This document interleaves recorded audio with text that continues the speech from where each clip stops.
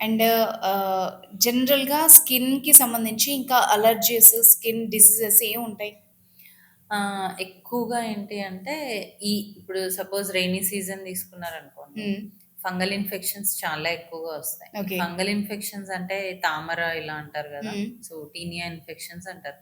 ఎక్కడైతే మనకు body folds ఉంటాయో, లేదు ఒబేస్‌గా ఉండి బాడీ ఫోల్డ్స్ ఉన్న దగ్గర స్వెట్ అనేది అక్యుములేట్ అయిపోతూ ఉంటుంది.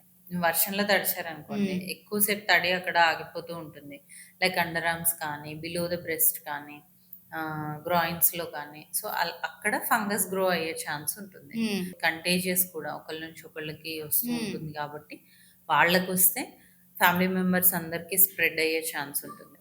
సో, ఎర్లీ స్టేజెస్‌లో ట్రీట్మెంట్ చేసుకోవాలి అండ్ లాంగ్ టర్మ్ తీసుకోవాల్సుంటది. అండ్ ఎగ్జిమాస్ ఎక్కువగా ఉంటాయి. ఎగ్జిమాస్ అంటే డ్రై స్కిన్ వల్ల స్కిన్ ఇరిటేట్ అవ్వడము, ఇచ్చింగ్ చేయడము ఇట్లాంటివి కండిషన్స్ కూడా ఎక్కువగా ఉంటాయి.